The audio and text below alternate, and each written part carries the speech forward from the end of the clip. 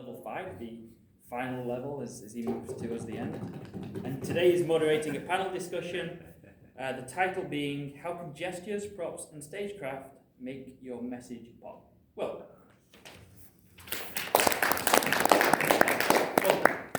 for the timing, what would you like to say?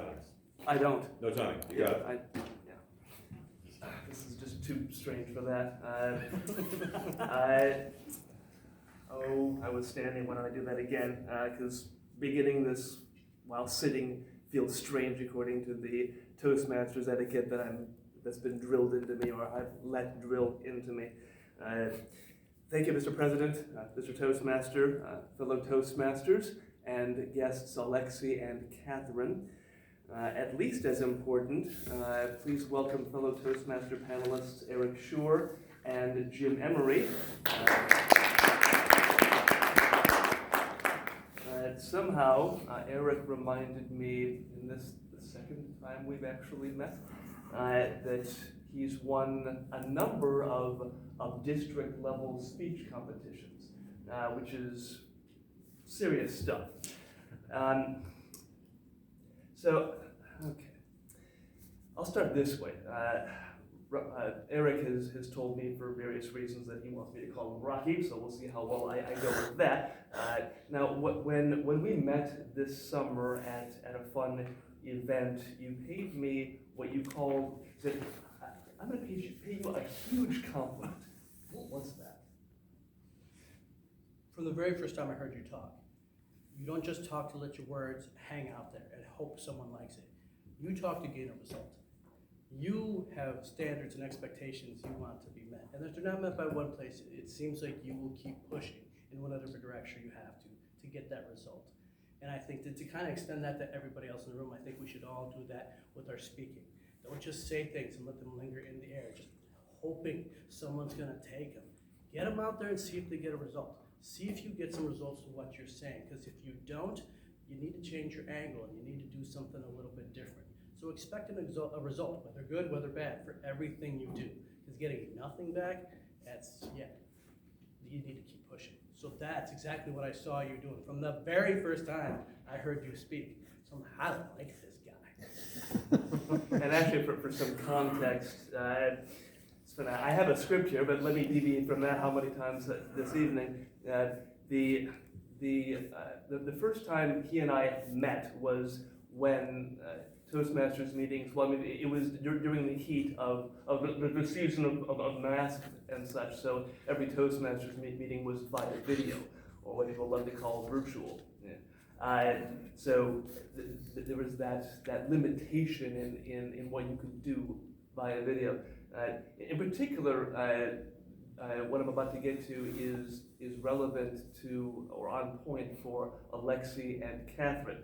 Because when you decide that you want to become a paid speaker, there is a lot of work that goes into that, and a lot of it's not fun because you're competing against folks who have already walked that path.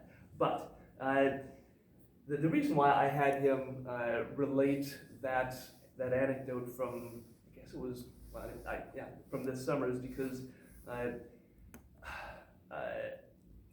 For me, when I began as a Toastmaster, about a year into that, then I felt comfortable, I felt confident, but I also unfortunately felt complacent as a speaker. I had become, I'd gotten used to performing from memory and from the podium, and I wondered to myself, what else is there? I mean, what else do I do? Where are the artistic challenges and the attractive risks? I imagine for a lot of folks, the risk enough is speak to an audience, because there isn't enough F-word terror in doing that and dealing with an audience. So my answer was, to myself, was to begin to play with using gestures, props, and vocal variety. Maybe not quite mimicking Mickey Mouse, because that really does not work well with this voice. And the use of stage space, but not while sitting in a chair, because what the heck would I do with this? I don't have a script that calls for me to dance around in a chair or spill my water. So tonight I encourage you in the audience to consider the tools for what I just described as stagecraft, which these folks have to offer. And I should have been paying better attention to the clock. So first, Rocky and Jim, why, aside from what I've just explained from my own experience, why should speakers use or exploit gestures, props, stage space, and Mr. Voice, the vocal variety to support their messages? And, you know, who wants to start? Public speaking is really communicating. The whole reason we do this is for us to have an exchange of ideas or concepts or fun, whatever it is that the topic happens to be, but it's about communication. And if you think about how you communicate with your friends, if you're a drinker, how do you talk at the bar with your best friend? You have a style of speaking. And sometimes I think we get so hung up about, oh, I'm going to do a speech now, and I'm going to do all of these things that people told me to do. What we're really looking for is to find out who you are. And I think that the best speeches on the planet, if Richard's giving a speech, and I look at Richard and listen to Richard and I say, I get who he is, and he's being really genuine with me, then there's no barrier between us. We're communicating, even if he's talking and I'm listening. Where we run into trouble, I think, is we try so hard to do certain things that simply get in the way of us learning who you are. So if you're not a terribly active person, I get that. So that doesn't mean you're going to have to dance around on the stage.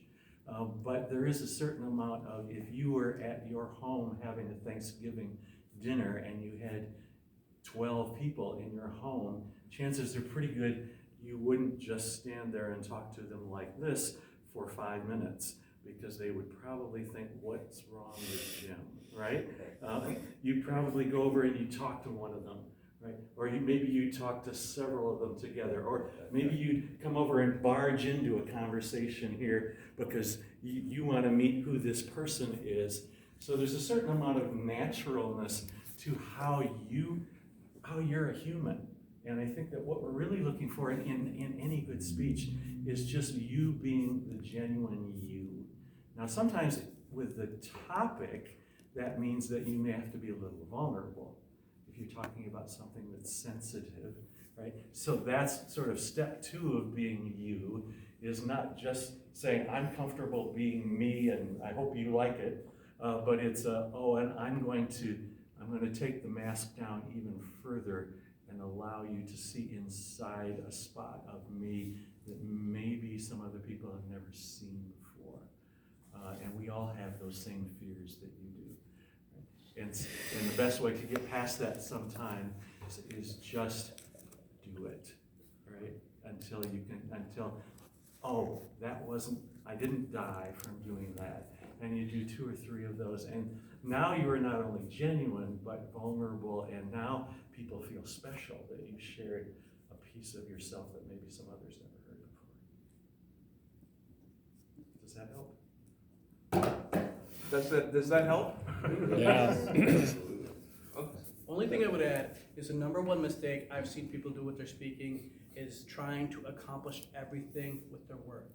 We all think, if I find the right words, if I say this the right way, I will get my desired result, and that is way too much pressure to put on your words. You have so much more to offer. You've got your energy, you've got movement, you've got awesome dog props, you've got everything. Remember, when you talk to people, you're trying to break down multiple barriers. Number 1, do I trust this person enough to even consider what they're saying? Now that I trust them enough, is what they're saying, have they inspired me to actually listen to it? And it's really multiple, you have to attack things from multiple angles. So again, if you're just letting everything ride on the right combination of words, you are missing a whole world of ways to inspire people and push your message forward. Because you can push a message without saying a single word. So, for those who, for various reasons, do not have as a reflex using gestures, props, the dog is much better than this, or the use of stage space in order to express whatever that message is. What two things does each of you encourage to that person who hasn't yet taken that challenge to begin it? All right. I would say the biggest thing that's taken that away from us when the pandemic hit is everybody went to Zoom. All right, so that took all your space. I had this entire room to work with. Now I got this little box. So everyone thinks, okay, well now I can't move. But you still have your body movement. And even though I can look in your eyes, I can look in your eyes, I can look in your eyes and yours. Now I only have one camera stand, but I can still change my body angle. So right now, if I'm talking live, I have left room, I have center room, I have right room. I have the same thing with the webcam. The only difference is I don't change my eyes, I change my body. First chapter of my speech, I'm talking to you from stage right. Get to another chapter of my speech, I'm still looking at the same webcam, but I'm dead center. Get to another point, I'm talking to you from the left-hand side stage. So even though I've had a ton of space taken away from me, I can still change my angle of what I'm seeing. Am I getting close to you? Am I getting far from you? Am I really leading you to something? Am I backing off from what you're saying? You have so much body movement that you can give people. Remember, it's all about energy. My buddy Mark Guy, look him up, he's fantastic, taught me speaking, whether it's public or not, is an energy exchange. Whether it's good energy or it's bad energy. So what energy are you bringing to the table? So that's really one of the ways that I get past, that I make up for space when it's taken away, or really use my space effectively. Zoom and in person really are incredibly different. And you probably all had that experience that you've done a speech somewhere, whether it was in Toastmasters or not, to a live crowd. And that just feels really different than speaking to that camera. One of the things that it took me a while to learn in the Zoom world is, yes, the camera's right there, but that doesn't mean that my eye, even independent of the body language, that my eyes are there all the time. If you think about how you talk, sometimes, maybe you're thinking to yourself, and your eyes go up here, or you're dreading something, your eyes go down here. Those eyes aren't on the camera anymore, but it's okay, because that's the way you would do it if you were in person. If you were thinking, uh-oh, what's that table topic? You see what my eyes did? Right. There's a message in that, just that the eyes went off the camera, but that was okay, because that actually brought a message to the mood that I was in at the time. But you're right, I think Zoom is a real challenge. One of the things that I do recommend, if you can, and some of it in the Zoom world is just whether you have the setup to do it, get on your feet. Standing up always frees you body-wise from sitting down. So if I'm doing this whole evening in this chair, I feel kind of constrained, not just with where my eyes go, but with what my body can do. I can't do lots of fun things that I might do with my body, where if I'm standing, now, yeah, I can look this way, I can lean that way, I can do that with my hands, and it doesn't look really weird, where if I were doing that in the chair, it would. So if you can, in the Zoom world, try a speech on your feet. Now you'll have to lift the camera, right, to get the camera level at eye level. That's one of those magical little things about how cameras work. But try it, and I think that what you may find is it's actually easier than doing it in that chair with the back that doesn't let you move very much. I don't know whether And I as far as, one other thing, as far as how do you get started? Again, it's a just do it. It's pretty common that you see, if someone isn't comfortable with moving, that you'll say, oh, that was a planned move for him to put his hand out there, right? Okay, well, we all went through that. We all did. Every one of us did that when we first started down this path, right? And Rocky plays a guitar and sings, and I do too. And I remember the first time I sang that on stage, it was the same way. It was, right? It was fake. Well, there's a certain amount of, well, if you do it enough, after a while you kind of forget that you're doing it. And what we're looking for again is that it feels genuine.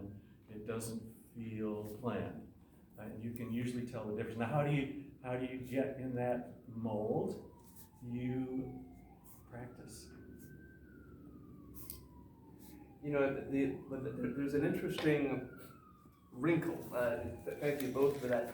There's an interesting wrinkle because I remember 3 or 4 months ago, a senior Toastmaster, I forget what piece I had performed, but a senior Toastmaster praised my stage presence and my theatrical tactics. He told me something like, but I mean, what you do is great, but that's something I can't do. And this has nagged me because we have a choice. And I know that there are some of you who, the pieces you're going to, the speeches you're going to do are not ones where using props or using stage space is common or expected or respected. Maybe you're a banker or, I don't know, something like a banker. So how do speakers who may think they want to be performers, because I do distinguish between the two, when they want to be ambitious with their gestures, the props, and the stage space, but the pieces they do, it's the Federal Reserve, or what's another really conservative firm, or medicine, which in some ways in my imagination seems to be less uptight, but so you're a doctor, you're a nurse, or you're an executive banker, you want to be more expressive, but how do you get past the that's something I can't do mentality? I'll take a first swing at it. When it comes to moving, when it comes to acting, when it becomes to your storytelling, you don't have to shoot for thespian level acting. Why not? Why not? Why not? All you have to shoot for is sincerity. What you're shooting is excellent. I wish I had a trophy. You're really shooting for sincerity. So because the person thinks you mean what you say, they're gonna listen. Me and Trey, we're having dinner. You're asking me, hey, something's wrong with my car. I don't know what it is. And I'm just sitting there and I'm making my food. I'm not even making contact yet. Check the alternator. And charge your battery. I don't know much about cars, by the way, so forgive me anything I say from this point on. But I'm not even looking you in the eye. You know, right now, I'm just giving you stock information. Maybe I care, maybe I don't. Maybe I'm talking off the top of my head, but, and just thinking about something else. But if I look you dead in the eye, and I lean in, and I give you a piece of advice, you know this is coming from the heart. You know this is important for you to remember.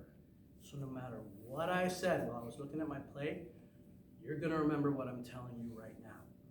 So did I have to get up and pull off 3 acts of a play to get you to listen? No. I just had to do something in a sincere way. And it meant looking at you, not just at you, but right in your eye, leaning into it, and saying it like I mean it. So how do people get started?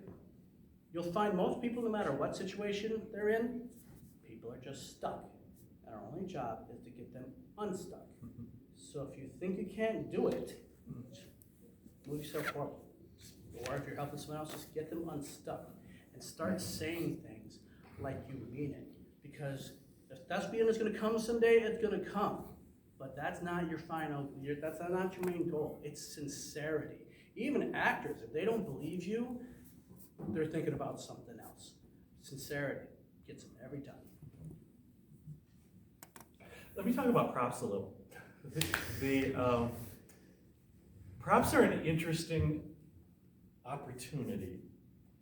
I won't pretend to say that every speech ought to have a prop in it. There are just some speeches that doesn't work. It's tough to talk about religion with a prop. I think it can be done, but it's not a real natural topic for that. However, I think you might be surprised at how many topics there may be. Do any of you are any of you in manufacturing or sales of a manufacturer? Yeah, what does your company make? Cell phone plans. Cell phone Plans. plans. All right. So how would you talk about a cell phone plan? Well, you can certainly put PowerPoint slides up and show screenshots and do all of that. But sometimes just bringing this out and showing somebody, it's tangible, right? Now, if you think about how people relate to what you're talking about, speech is a really abstract thing. It's just words, right? And we can accentuate that with body motions and eye motions and voice deflections, but it's still abstract. The nice thing about a prop is it's real. Somebody can look at it and it makes what you're talking about real. Let's say I just happen to bring some props. Let's say you're an electronics manufacturer that makes microphones, right? So you're talking about your microphone and all the wonderful things it has in it. And everybody sees a picture of it on your PowerPoint slide and all the bullets and stuff. There's just something about having it in your hand and maybe being able to point to the connector in it and the wonderful screen on the top of it, and maybe even plugging it in and using it, that makes it real in a way that you just talking about it can't. If you've written a book, I have a book on table topics. I wrote this, right? The fact that I can show it to you, it's not real, it's just a notebook with a funny cover on it, but I've used it in the speech. The fact that I can show it to you makes it more real than if I just talk about, I wrote this funny book that had terrifying table topics in it. So if you think about how people receive your message, some people listen really hard to the words. That's the way they relate to a speech. Some people watch you really hard, and so the body motion and the excitement visually makes a lot of sense. Some people are actually kinesthetic, if you can actually get them to move somehow. Like how many of you, and just getting you to raise your hand is a way to get you to relate to whatever it is that speech is about. So if you getting to the various senses of everyone in the audience, the way they learn can be helpful. And a prop can really do that in a way sometimes that just words can't. So you be creative. Not, as I say, not every speech can I use Toto the Table Topics Terrier, but every now and then I can. And so I usually carry this around with me because you never know. It might be useful sometime. And if you're going to do a mic drop, it works a lot better if you actually do it. But if you're gonna do that, drop it from 10 or 15 feet onto marble, so that, oh, that cost how much?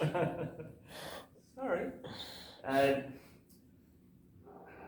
in some ways, to go into a final section, so a few people here told me secretly that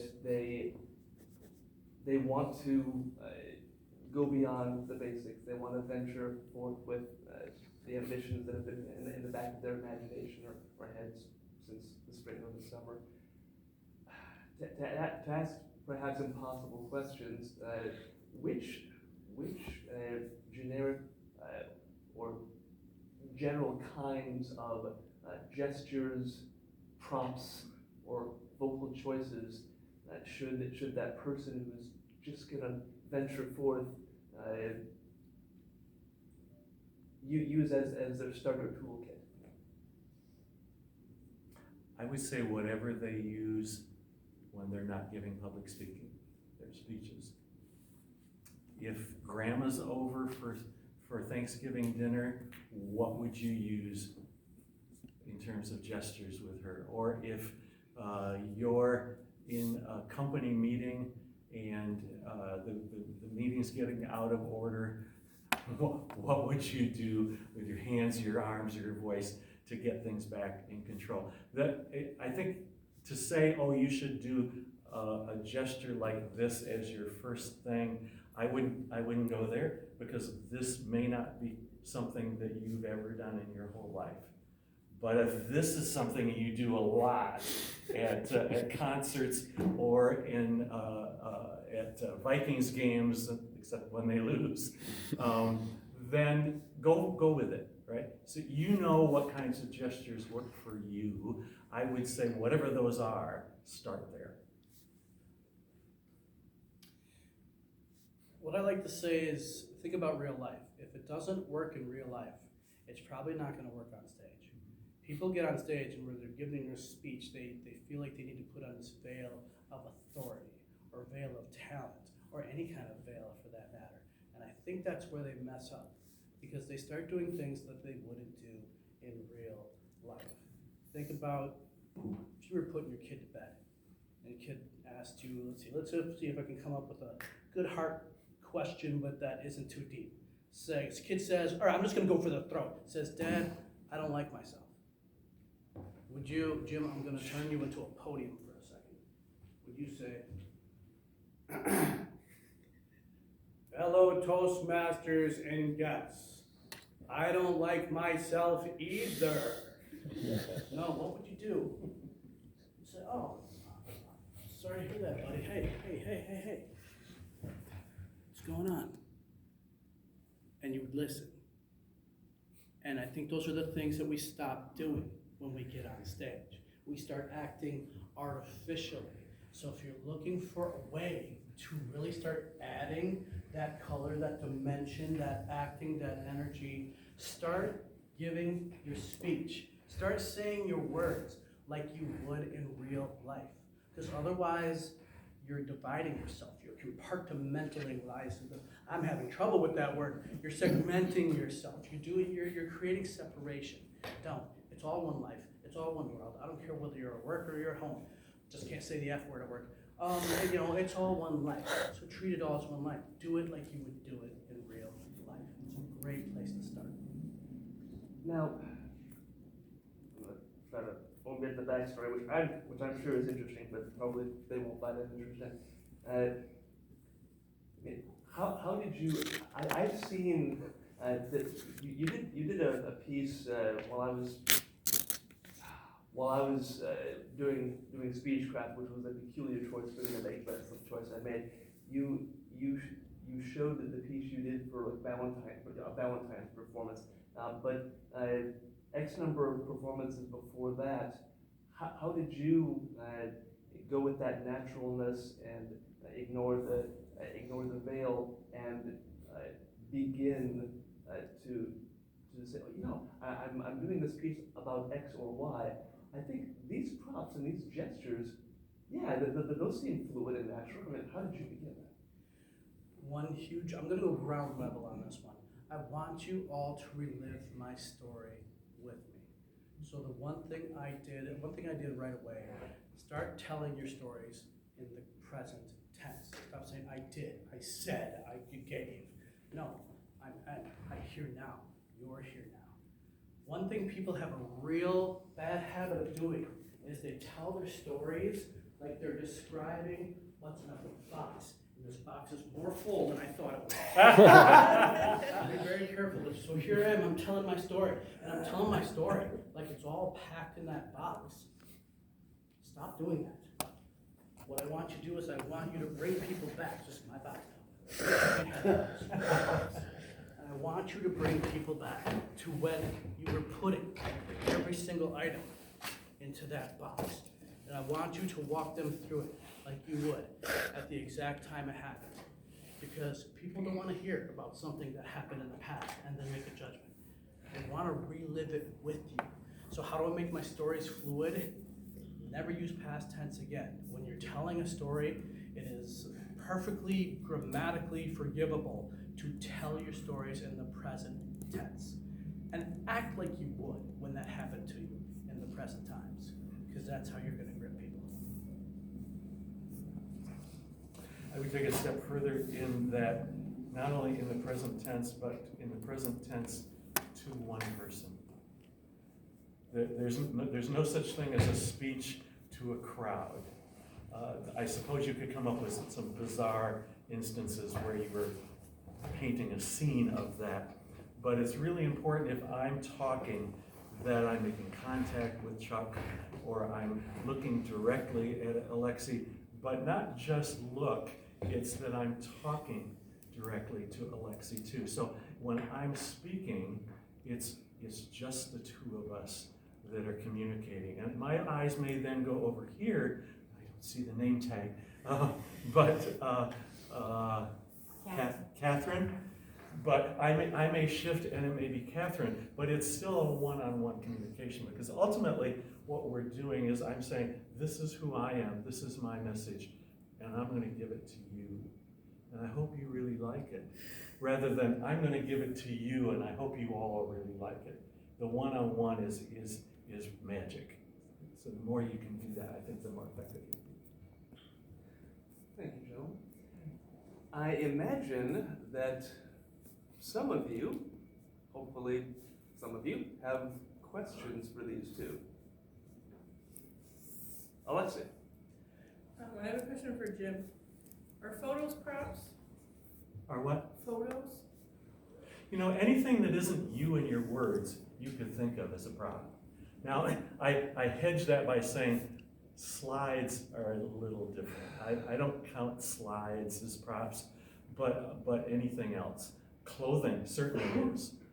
In fact,